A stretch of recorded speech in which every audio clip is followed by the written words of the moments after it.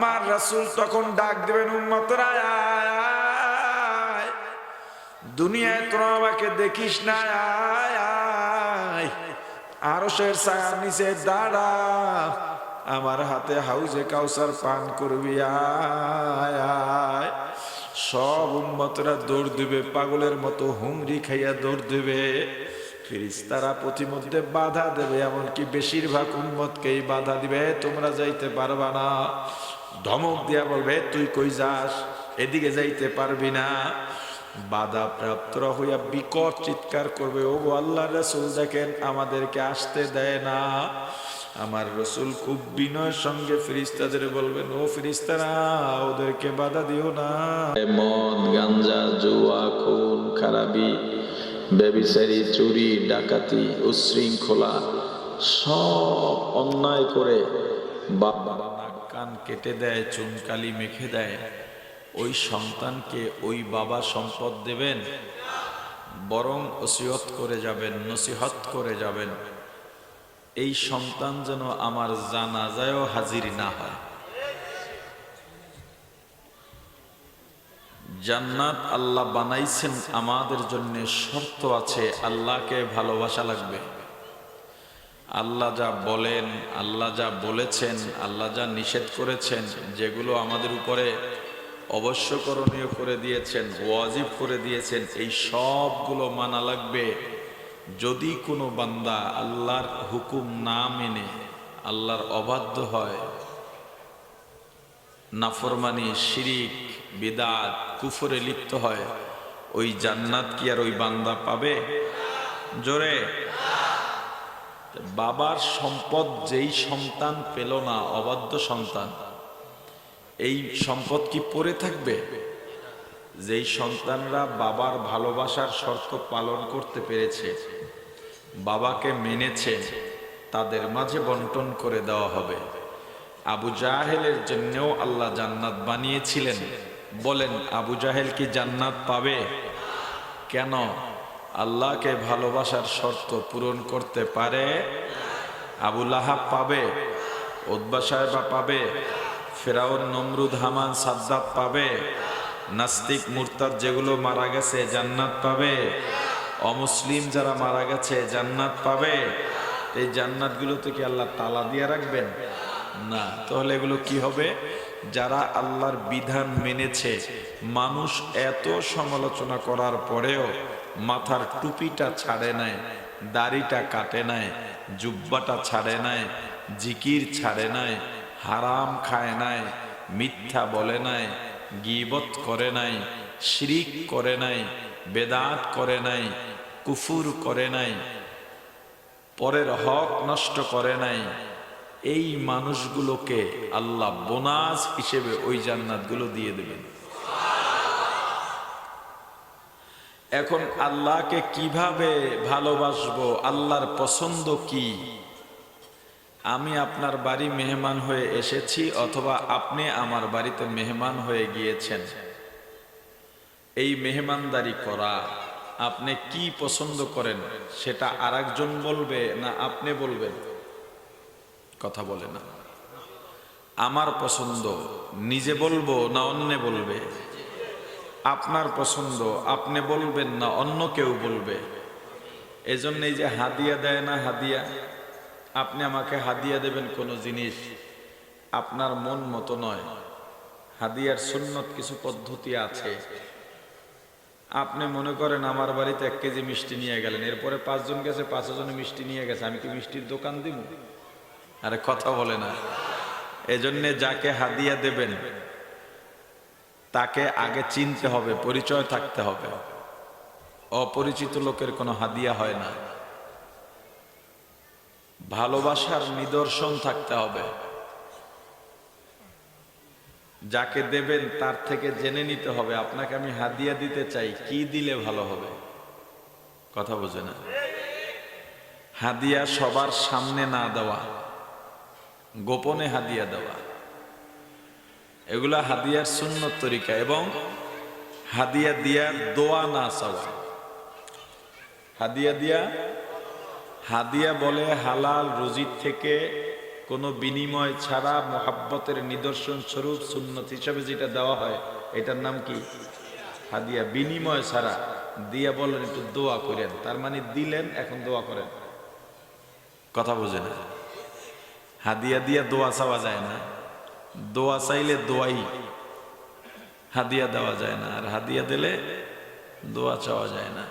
তো আমার বাড়িতে আপনি যাবেন, আপনি গরুর গোস্ত নাও খাইতে পারেন, এমনকি খাসিও নাও খাইতে পারেন। আমি তরকারি করলাম গরু আর খাসি, তা আপনি খাবেনটা কি? তখন তো মরিচ ছাড়া উপায় নেই। তো আপনার পছন্দ আপনি বলবেন না অন্য কেউ বলবে? আল্লাহর পছন্দ আল্লাহ বলবেন না অন্য কেউ বলবেন? আল্লাহকে কোন কাজে ভালোবাসা হবে এটা কার বলার কথা? আরে কথা বলে না, কার বলার কথা? আল্লাহ যেটা বলেন এটা কোরআন, আল্লাহ যেটা বলেন, এজন্য আমরা কোরআনকে বলি কালামুল্লাহ, আল্লাহর কথা সমূহ। কোরআনুল কারিমে যা আছে কার কথা?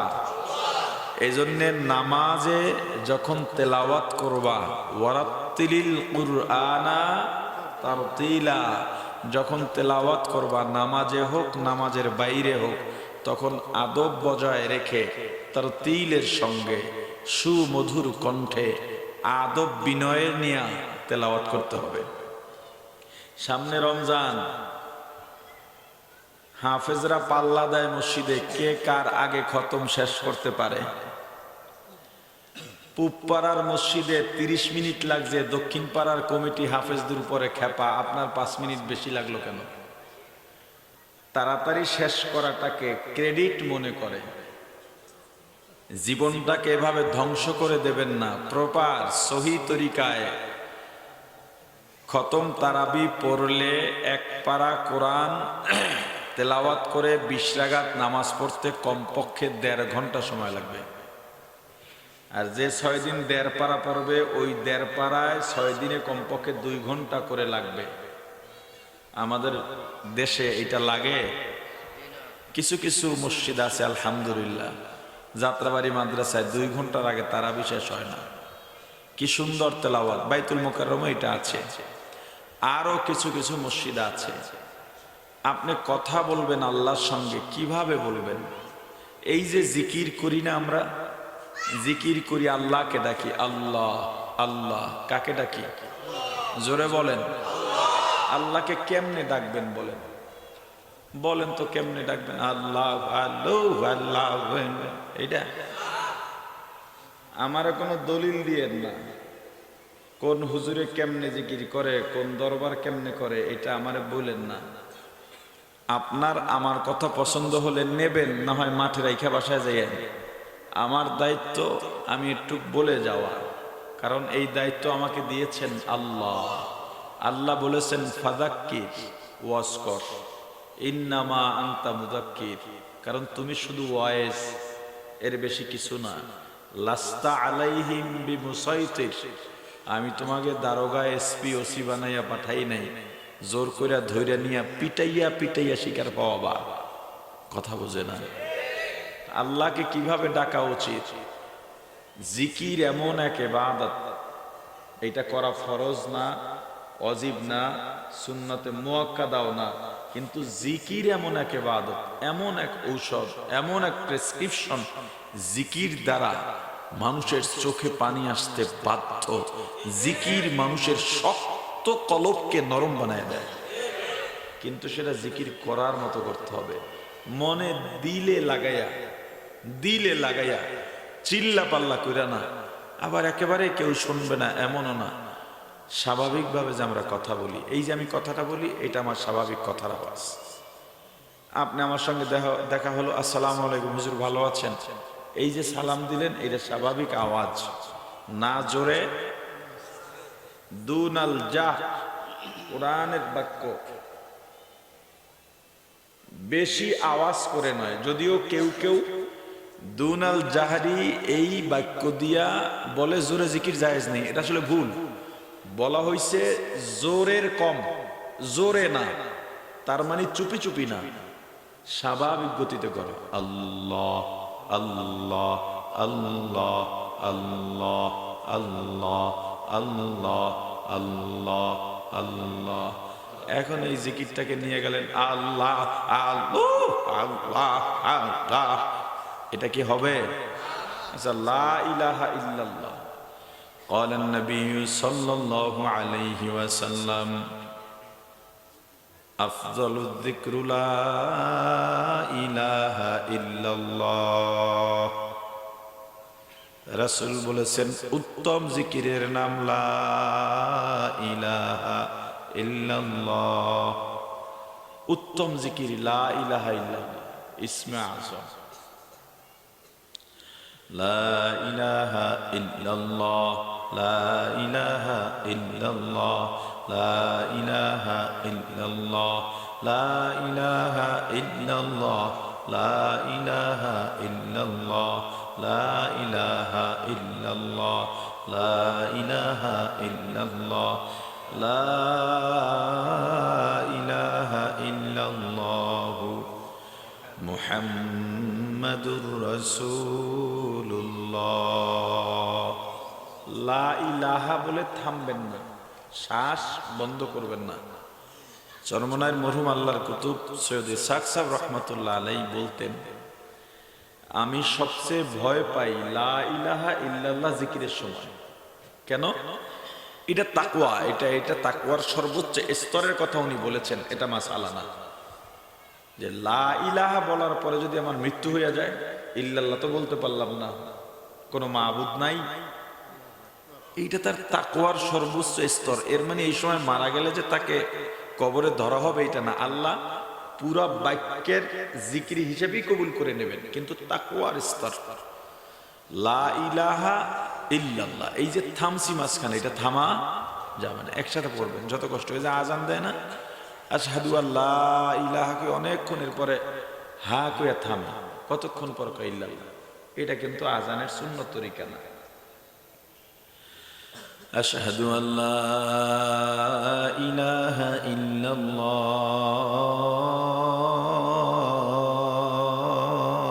ইল্লাল্লাহ, এটা হলো সঠিক তরিকা। আর যদি বলি আশহাদু আল্লা ইলাহা ইল্লাল্লাহ, শুনতে সুন্দর, তরিকা ভুল, কথা কয় না, শুনতে তরিকা ভুল। এখন এই লা ইলাহা ইল্লাল্লাহ আপনি জিকির করলেন, লা ইলাহা ইল্লাল্লাহ, লা ইলাহা ইল্লাল্লাহ, লা ইলাহা ইল্লাল্লাহ, হইল জিকির। ডাকি কাকে? বেজার হন কেউ? হইলে হন, আমার কথা তো বলা লাগবে। সুবহানাল্লাহ অর্থ কি? আল্লাহ পবিত্র, শুধু পবিত্র না, পুত পবিত্র, আল্লাহ মহান। সুবহানাল্লাহ সুবহানাল্লাহ সুবহানাল্লাহ। আর আপনি বলেন সুবহানাল্লাহ সুবহানাল্লাহ সুবহানাল্লাহ। এটা আরবি বাক্য, আরবি শব্দ ব্যবহারে আপনাকে অবশ্যই সতর্ক হতে হবে। এখন কোরআন তেলাওয়াত নিয়ে কথাটা আসছে, আপনি ম্যাজিস্ট্রেটের সামনে দাঁড়ায় কথা বলতেছেন, জজের সামনে দাঁড়ায় কথা বলতেছেন, বা মাদ্রাসার শিক্ষক বা স্কুলের শিক্ষকের কাছে ছুটির জন্য গেলেন, গিয়া বললেন শিক্ষক আমার 2 দিন ছুটি লাগবে, ছুটি দিন, তাড়াতাড়ি আমি বাড়ি যাবো, তাড়াতাড়ি আমাকে 2 দিন ছুটি হবে, কথা বলে না। তাহলে তারাবিতে যেই তেলাওয়াত করেন হাফেজ সাহেবরা, আল্লাহকে ভয় করেন, আল্লাহকে ভয় করেন। প্রয়োজনে খতম তারাবির কোনো দরকার নেই, সূরা তারাবি পড়েন, কিন্তু এই সূরা তারাবিতেও হেরা তাড়াতাড়ি পড়ে। হ্যাঁ না, এমনি করবেন না। নামাজ শ্রেষ্ঠ ইবাদত। আউয়ালু মা ইউহাসাবু বিহিল আবদু ইয়াওমাল কিয়ামাতিস সালাহ আও কামা ক্বালান নাবিয়্যু আলাইহিস সালাতু ওয়াস সালাম। আমার রাসূল বলেন, কিয়ামতের ময়দানে সর্বপ্রথম নামাজের হিসাব হবে। নামাজের হিসাব শুধুমাত্র কয় ওয়াক্ত পড়েছো এই হিসাব না, রুকু কেমনে দিলা, সিজদা কেমনে দিলা, তাসবিহ কেমনে পড়লা, তেলাওয়াত কেমনে করলা, নামাজের ভেতর তোমার নিয়ত ধ্যান খেয়াল কোথায় ছিল? পুরা নামাজের মধ্যে কত পার্সেন্ট তোমার মন আল্লাহর দিকে ছিল? কি নিয়ত করে নামাজ পড়েছো? ওয়াক্ত মতো নামাজ পড়েছো কিনা? নামাজের উদ্দেশ্য কি ছিল? এই সব কিছুর হিসাব হওয়ার পরে অন্য হিসাব। নামাজের গুরুত্ব আছে না নাই? কোরআনের প্রত্যেক শব্দ আর কথা কার? জোরে।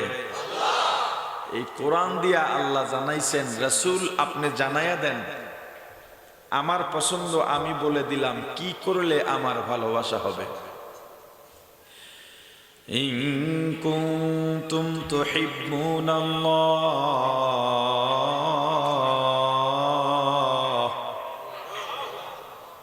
ফাত্তাবিউনি ইউহিব্বুকুমুল্লাহ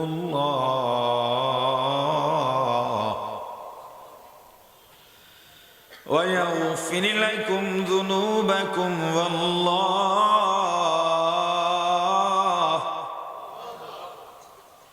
ويغفر لكم ذنوبكم والله غفور رحيم।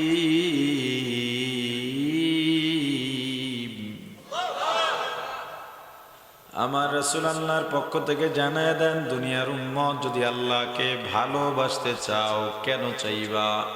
জান্নাত পাওয়ার জন্যে। কারণ আল্লাহকে ভালোবাসা ছাড়া জান্নাত পাওয়া যাবে না। অতএব আল্লাহকে যদি ভালোবাসতে চাও, আল্লাহ বলে দিয়েছেন ইত্তাবিউনি, আমি রসুলের আদর্শ মানো। আল্লাহর ভালোবাসা কেমনে হবে? রসুলের আদর্শ মানলে। আমি রসুলের আদর্শ মানলে কি হবে? ইউহিব্বুকুমুল্লাহ, আল্লাহর ভালোবাসা হয়ে যাবে। আমি রাসূলের আদর্শ মানবা, এটা আমি রাসূলের খাহেশ নয়, আমার কথাও নয়, আমার বংশের বানানো কিতাবের কথাও নয়। কে বলছেন? আর জোরে। আল্লাহর রাসূলের আদর্শ ছাড়া কোনো মানুষ হাসরের ময়দান পর্যন্ত নাজাতের কোনো ফয়সালা হবে না। ইসরাফিল যখন ফাইনাল ফুৎকার দিয়া দিবেন, দুনিয়া লয় হয়ে গেল, সব মানুষগুলো উঠে গেল, হাসরের ময়দান মানুষ দৌড়ের উপরে থাকবে। হাসরের ময়দান উপস্থিত হওয়ার জন্যে যার যারা আমল অনুযায়ী একদল সাওয়ারিতে চড়ে মুহূর্তের মধ্যে হাসরের ময়দানে চলে যাবে। এই নারায়ণগঞ্জের নরসিংপুরের মানুষগুলো এখানেই উঠবে, হাসরের ময়দানে যাওয়া লাগবে। কয়দিন আগে কি স্বাধীন হয়েছে? কোন দেশ?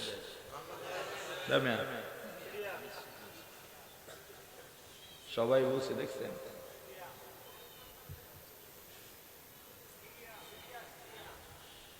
ওই জায়গায় হাসরের ময়দান হবে, শাম। আল্লাহ রাসূল ওখানে ইশারা করেছেন বারবার। নরসিংপুরের মানুষগুলো এখানেই উঠবে, আমল অনুযায়ী একদল যাবে, সাওয়ারিতে চড়ে মুহূর্তের মধ্যে হাসরের ময়দানে পৌঁছে যাবে। আর একদল মানুষ হাঁটতে হাঁটতে যাবে, যার যারা আমল অনুযায়ী যাবে। দোয়াগুলো কিসের? কাশি শুরু হইলে কিন্তু আর থামবে না, দোয়াটা বন্ধ করা যাবে। আল্লাহ। আর একদল মানুষ হামাগুড়ি খাইতে খাইতে হাসরের ময়দানে যাবে। আর একদল মানুষের অবস্থা হবে বড় ভয়াবহ করুন। যারা রাসূলের আদর্শ মানেন না, ভালো করে শোনেন। আর একদল মানুষ পা থাকবে উপরে, মুখমণ্ডল থাকবে জমিনের উপরে। এই মুখ ঘুরাইয়া ঘুরাইয়া মুখমণ্ডলের উপরে ভর করে করে হাসরের ময়দানে যাবে। হাসরের ময়দানের কি অবস্থা? বিজ্ঞানীরা বলে এখন সূর্যের দূরত্ব জমিন থেকে 9,30,00,000 মাইল দূরে। কত দূর? কিয়ামতের ময়দানে 9,30,00,000 মাইল দূরে। এই সূর্যের মধ্যে 9টা মতান্তরে 11টা মতান্তরে 13টা মুখ আছে। 12টা মুখ বন্ধ, একটা মাত্র মুখ খোলা। ওই এক মুখ দিয়া যে আগুন বের হয় সেটা উপরের দিকে যায়, জমিনের দিকে না। ওই এক মুখের আগুনের উপরে দৈনিক 70,000 রহমতের ফেরেশতারা পানি ঢালতেছে। এরপরেও চৈত্র মাসের রৌদ্র, ভাদ্র মাসের রৌদ্র তাপ সহ্য করতে পারি না। কিয়ামতের ময়দানে 9,30,00,000 মাইল দূরে থাকবে না, প্রত্যেকটা মানুষের 1 মাইল মাথা থেকে 1 মাইল উপরে এসে পড়বে। একটা মুখ নয়, 13টা মুখ সব খোলা থাকবে, উল্টা ভাবে নয়, দিক ভাবে থাকবে। একজন ফেরেশতাও মনের ভুলে 1 ফোঁটা পানিও ছাড়বে না, বরং আল্লাহ বলে দেবেন, ওরে সূর্য, তোর মধ্যে যত তাপ আছে সব তাপগুলা ছেড়ে দে।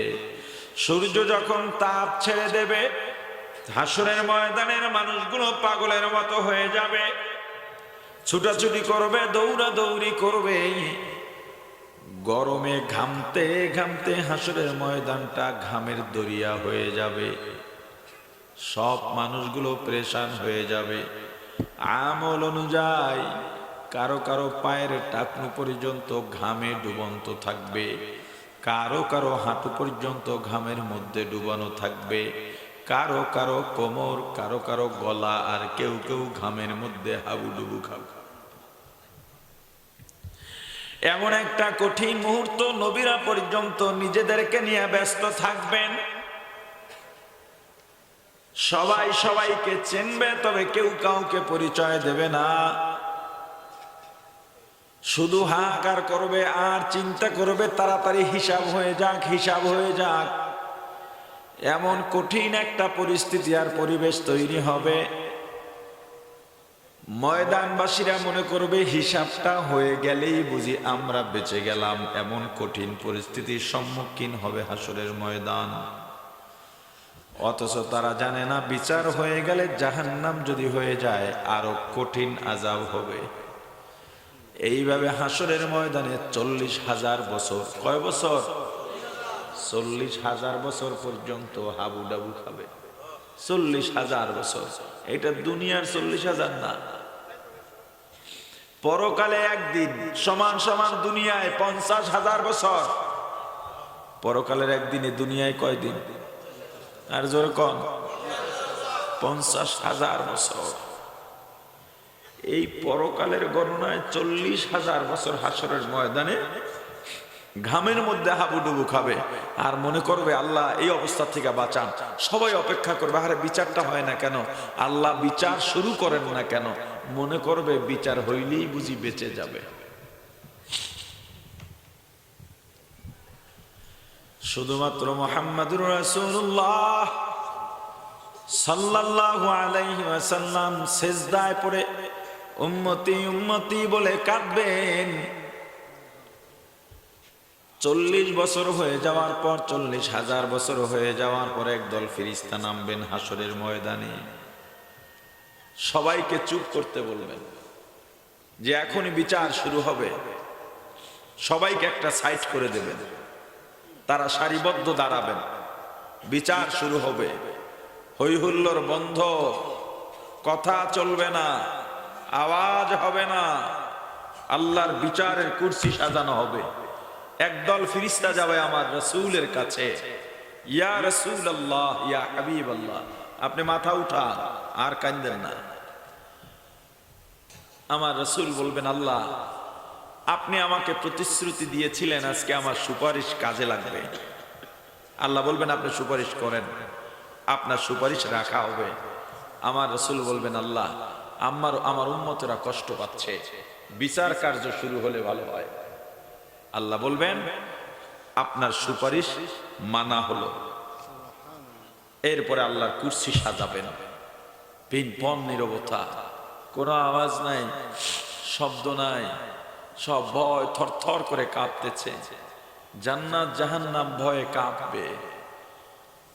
ইতিমধ্যে প্রথম একটা মেঘের মতো আসবে।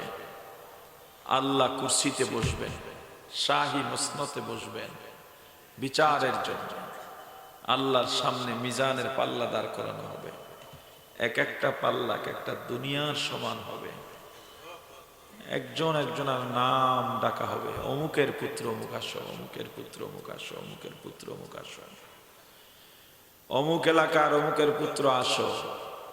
এক পাল্লায় নেক আর এক পাল্লায় গুনাহ।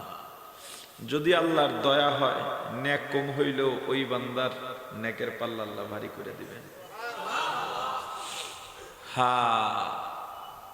কঠিন এক অবস্থা, হাহাকার মানুষের মাঝে। কিয়ামতের ময়দানে আল্লাহর অনেকগুলো রূপ হবে, কখনো কহার, কখনো রহমান রহিম গাফফার সত্তার। আল্লাহর দরবারে সবসময় দোয়া করেন, আল্লাহ আপনার কহার রূপের সামনে যেন কখনো না পড়ি, কারণ কহার কঠোরতা একটুও ছাড় দেবেন না। আল্লাহ গোস্ব অবস্থায় থাকবেন, কুরসিতে বসেই ডাক দিবেন, লিমানিল মুলকুল ইয়াউম লিল্লাহিল ওয়াহিদিল কাহ্হার। এ দুনিয়ার ক্ষমতাবানরা যারা মালিক বইনা গেছো, নিজেরে মালিক মনে কইরা গরিবের উপরে অত্যাচার করো, দখলদারি করো, মানুষের জমি দখল করে নাও, বিনা কারণে মারো, দল বাইন্দা একজনারে গিয়া মারো, অপরাধ নাই তবুও মামলা দিয়া জেলে ঢুকাও। তখন তো ভাবছিলি এলাকায় দাঁড়ায়া বড় বুক ফুলায়া বলতি, এই এলাকা আমার, আমার কথা ছাড়া এই এলাকা চলবে না। আজকে পারলে বল, এই দিনের মালিক কে? বল পারলে আজকে। আল্লাহ আবার উত্তর দিয়া বলবেন, লিল্লাহিল ওয়াহিদিল কাহ্হার। এই দিন শুধুমাত্র কাহ্হারে। আল্লাহর সামনে, আল্লাহর কাছে এজন্য সবসময় দোয়া করেন, আল্লাহ আপনার কাহ্হার নামের রূপে যেন না পড়ি। যদি কাহ্হার অবস্থায় পড়ে যাই, ওয়ামান ইয়ামাল মিসকালা যাররাতিন শাররান ইয়ারা, এক যাররা গুনাহ যদি হয়, নাজাত পাওয়ার উপায় থাকবে না। আল্লাহর দয়া ছাড়া কেউ জান্নাত পাবে না, এটাও মনে রেখে। যত ইবাদত করি, দয়া লাগবে কার? আর দয়া পাবে কারা? যারা বেশি ইবাদত করে, যাদের মধ্যে বেশি তাকওয়া আছে, ইখলাস খলুসিয়াত আছে। অন্যের সমালোচনা কইরা কইরা দিন কাটাইলেন।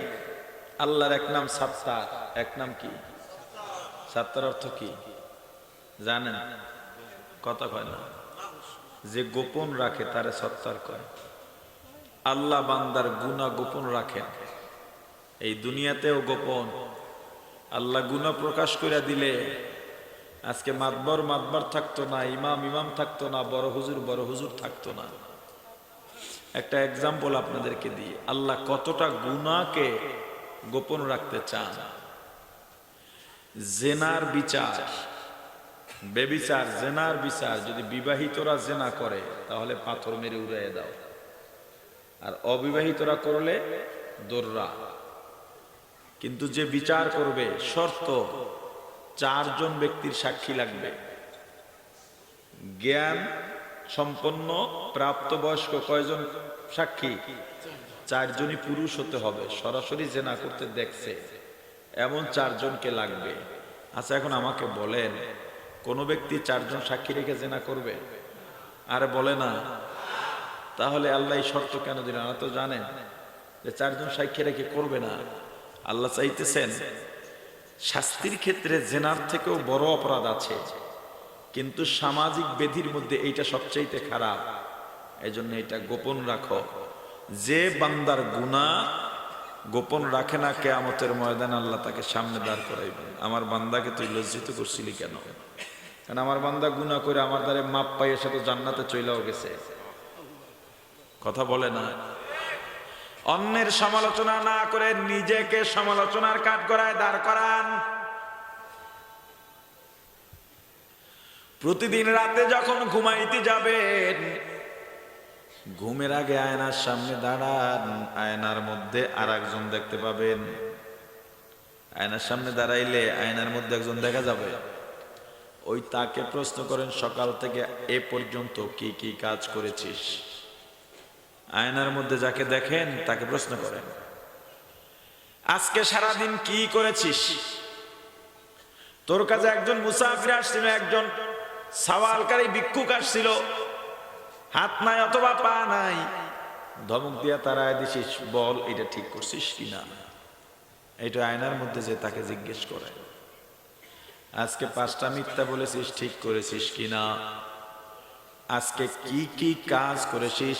আপনি যদি মানুষ হয়ে থাকেন, সারা রাতে আপনার আর ঘুম আসার কথা নয়। আপনি যদি এটা দৈনিক করেন, অন্যের সমালোচনা করার আর সুযোগই পাবেন না। এই যে আমাকে দেখেন, এটা আমি না। আপনাকে যে আমি দেখি, এটা আপনি নন। যেই আমাকে দেখে আপনি চেনেন এটা মিসবাহ সাহেব, এই মিসবাহ সাহেব এইটা না। আমি যে আপনাকে চিনি এটা আব্দুর রহমান, আব্দুর রহিম, আব্দুর রব, এটা আপনি না। তাহলে আপনি কে? আপনার পরিচয় কি? আমি কে? আমার পরিচয় কি? ঘরের দরজা বন্ধ করে রাতে অথবা দিনে অন্ধকারে নির্জনে একাকী যখন থাকি, যেটা ভেবে বেড়াই, করে বেড়াই, বলে বেড়াই, লিখে বেড়াই, দেখে বেড়াই, ওইটাই আপনি, ওইটাই আমি। মানুষের সামনে তো সবাই দরবেশ হয়েই বের হয়, পতিতালয়ের বেশ্যারাও তো বোরকা পরেই বের হয়, বাইরে তো সবাই ভালো সাজে। আমি কি? আমি জানি। আপনি কে? আপনি জানেন। আমার অপরাধ আমি জীবনে কি করছি আমি ভালো করে জানি। আপনার অপরাধের কথাও আপনি ভালো করে জানেন। এটা আমি এখন বলার সাথে সাথে যার যার অপরাধের কথা হৃদয় স্পটে ভেসে উঠেছে। আপনি ভাবেন আপনার এই অপরাধগুলো দুনিয়ার মানুষ জানলে আপনাকে সমাজে জায়গা দিত না। কিয়ামতের ময়দান আল্লাহর দয়া পাবে তারা, যাদের খুলুসিয়াত তাকওয়া বেশি থাকবে তারা, যারা ইবাদত করেছে তারা। আল্লাহ না করুন, আল্লাহ না করুন, আল্লাহ যদি তোমার গুনার পাল্লা ভারী হয়ে যায়, ও জাহান্নামী, তোমার বাম হাত পেটের মধ্য দিয়া ঢুকাইয়া পিঠের দিক থেকে বের করে ঘাটটাকে মোড়ায়া পিছের দিকে নিয়া তোমার বাম হাতের মধ্যে আমল নামা দিয়া বলবে, যাও, এই যে দেখো তোমার আমল নামা, তোমার ফলাফল ভোগ করার জন্য এই পথ দিয়া যাও। ওদিকে আমার রাসূল আবার কান্নাকাটি শুরু করবেন, আল্লাহ আমার উম্মত রে বাঁচান, জাহান্নামে দিয়েন না। ওরা আমাকে দেখে না, আপনি গরিব বানাইছেন। রওজা দেখতে চাইছে, দেখে নাই। আমাকে দেখতে চাইছে, দেখতে পারে নাই। ওলামায়ে কেরামের জবানে, জুমার বয়ানে, ওয়াজের বয়ানে, পীর মাশায়েখের বয়ানে, টঙ্গী গিয়া, উজানি, চরমনাই গিয়া তবলীগের মেহনত জানছে আমি রাসূল একজন আছি, উম্মতের মায়ায় দুনিয়া ছেড়ে যাই নাই। মদিনার রওজায় আমার রাসূল এখনো সশরীরে সিজদায় পড়ে উম্মতি উম্মতি বলে কাঁদেন। ওরা জানছে আমার সুন্নত মানলে এই সময় আমি সুপারিশ করব। ওরা আমাকে না দেখে সুন্নত পালন করেছে, ওরা আপনাকেও না দেখে আপনাকে মেনেছে। ও আল্লাহ, ওরা নামাজ ছাড়ে নাই, যত শীত হোক না কেন ওযু করে নামাজে দাঁড়ায় গেছে। ও আল্লাহ, খাইতে পারে নাই, মানুষের বাড়ি কাজ করছে, রিক্সা চালাইছে, সিএনজি চালাইছে, অটো চালাইছে। আজানের সময় হয়ে গেলে অটোটা বন্ধ করে, রিক্সা বন্ধ করে নামাজে চলে গেছে। ও আল্লাহ, ওরা ঠিক মতো খাইতে পারে নাই, তবুও হারামের ধারে কাছেও যায় নাই। ওরা তার বিবিদেরকে বেপরদায় চালায় নাই, মেয়েদেরকে বেপরদায় চালায় নাই। ও আল্লাহ, সুযোগ ছিল অনেক গুনাহ করার, তার সাথী বন্ধুরা কত গুনাহ করছে, তোমার এই বান্দা করে নাই। ও ও আল্লাহ, যেই উম্মতের মায়ায় আমি দুনিয়ায় রয়ে গেলাম, সব নবীরা ইন্তেকালের পর আসমানে চলে গেছে, আমি শুধুমাত্র উম্মতের মায়ায় যাই নাই। ওই উম্মতেরা জাহান্নামে গেলে আমি নবীর বড় কষ্ট লাগবে। আল্লাহ ডাক দেয়া বলবেন, হাবিব আমার, আপনার উম্মতদের ডাক দেন, ডাক দেন, ডাক দেন, ডাক দেন। আপনাকে হাউজে কাউসার দান করলাম, আমি এক পেয়ালা হাউজে কাউসারের পানি পান করায় দেন। এই কঠিন সময় এক পেয়ালা পানি পান করলে জীবনে আর পানির পিপাসা লাগবে না। আমার আরশের ছায়ার নিচে দাঁড়াইতে বলেন। আমার রাসূল তখন ডাক দেবেন, উম্মতরা আয়, দুনিয়ায় তোরা আমাকে দেখিস না, আয় আয়, আরশের ছায়ার নিচে দাঁড়া, আমার হাতে হাউজে কাউসার পান করবি, আয় আয়। সব উম্মতরা দৌড় দিবে, পাগলের মতো হুমড়ি খাইয়া দৌড় দিবে। ফেরেশতারা প্রতিমধ্যে বাধা দেবে, এমনকি বেশিরভাগ উম্মতকেই বাধা দিবে, তোমরা যাইতে পারবা না। ধমক দিয়া বলবে, তুই কই যাস, এদিকে যাইতে পারবি না। বাধা প্রাপ্তরা হইয়া বিকট চিৎকার করবে, ও আল্লাহর রাসূল দেখেন আমাদেরকে আসতে দেয় না। আমার রাসূল খুব বিনয়ের সঙ্গে ফেরেশতাদের বলবেন, ও ফেরেশতারা, ওদেরকে বাধা দিও না, বাধা দিও না। ফেরেশতারা বলবে, আল্লাহর রাসূল আপনি তো জানেন না, আপনার ইন্তেকালের পর এই উম্মতরা আপনার সুন্নতের সাথে কত বেয়াদবি করেছে। দেখে যে যেভাবে মারা যাবে, যে আমলে থেকে মারা যাবে ওইভাবে উঠবে। হুজুর একটা টুপিও ঠিকভাবে মাথায় দেয় নাই, একটু সুন্নতি লেবাসও পরে নাই, দেখেন দাড়িটাও নাই। আমার রাসূল বড় আফসোস নিয়া, কষ্ট নিয়া বলবে, সোকান সোকান সোকান, তোরা দূর হ, দূর হ, দূর হ, তোরা আমার উম্মত না।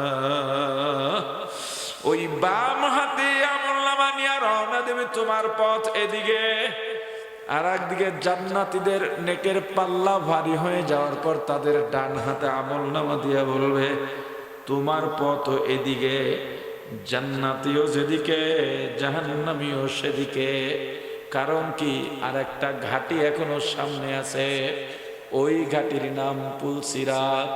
ওই পুলসিরাতের গোড়ায় যাইয়া তুমি এখান থেকে চাষারা যাইবা, কত গাড়ি সাজানো আছে, চাষারা যাইবা, চাষারা আসো আসো, ডাকতে থাকো, যার কাছে টাকা আছে ভাড়া দিয়া যাও।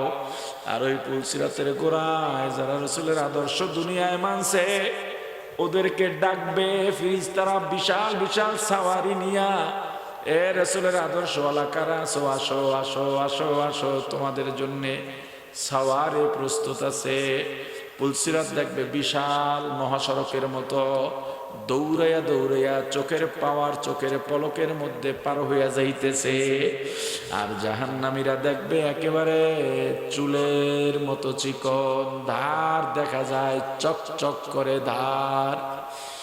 এটা দিয়া তো হাঁটা যায় না, কারণ আমার তো রাসূলের সুন্নাত নাই, আমার পকেটে ভাড়া নাই, আমাকে মাগনা নিবা। দুনিয়ায় মাগনা নিতে পারে, পরকালে বেদিন নাফরমানের জন্য কোনো দয়া মায়া থাকবে না। জাহান্নামী বাধ্য হইয়া পুলসিরাতে উঠবে, ওই পুলসিরাতের নিচেই জাহান্নাম। পুলসিরাত উঠবে আর কেটে কেটে জাহান্নামের মধ্যে পড়ে যাবে। জাহান্নাম কত গভীর, পুলসিরাত থেকে ৭০,০০০ বছরের রাস্তা, পড়বে কেটে কেটে পড়বে। জাহান্নামে গিয়া পড়তেই শুনবে বিকট শব্দ। জাহান্নামের ফেরেশতাদের চাইতে বড় নির্দয় আর পৃথিবীতে কেউ হয় নাই, হবেও না। এত নির্দয় দয়া বলতে ওদের মাঝে কিচ্ছু নাই।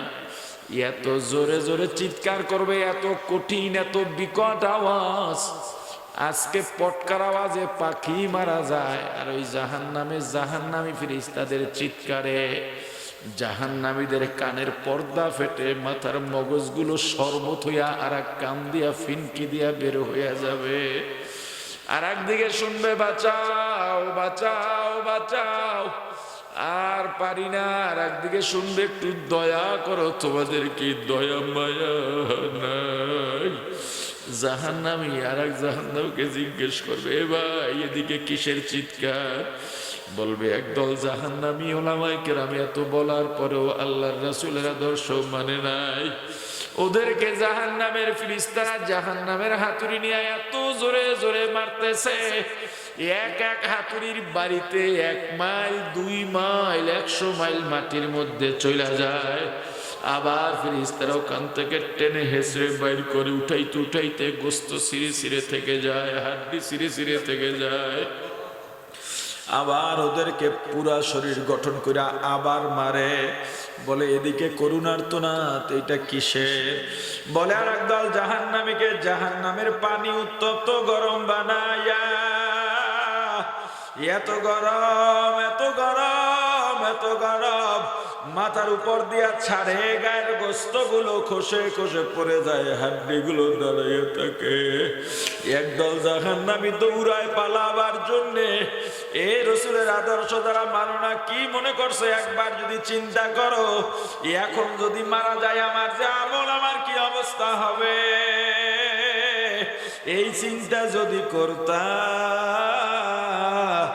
রাসূলের সুন্নত বাদ দিতে পারতা না। ওই জাহান্নামের ওয়াল বাইতে থাকবে 70,000 বছর, বাইতে বাইতে বাইতে বাইতে কত আশা, আর মাত্র 1 হাত বাকি আছে, এই বুঝি লাভ দিয়া জান্নাতের কিনারায় উঠে গেল। মনটা খুশিতে ভরে যাবে।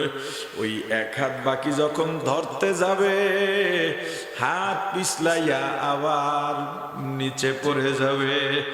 এই কথা শোনার পরে জাহান্নামী আর একটা দৌড় দেবে পালাবার জন্যে। পিছন থেকে আর একটা থাবা দিয়া ধরবে, কই যাস? আমারে নিয়ে যা। ওই যে থাবা দিয়া ধরবে, জাহান্নামীদের হাতের নখ থাকবে বড় বড়, সব নখগুলো পিঠের মধ্যে ঢুইকা আটকে যাবে। ওইটারে আর একটায় ধরবে, ওইটারে আর একটায় ধরবে, এইভাবে ধরবে আর আটকাইবে, ধরবে আর আটকাইবে। এভাবে করতে করতে কয়েক হাজার এক জায়গায় হইয়া ফুটবলের মতো গোল হইয়া জাহান্নামের আগুনের লেলিহানের সাথে উপরে উঠে যাবে। গড়বে আর পড়বে, গড়বে আর পড়বে,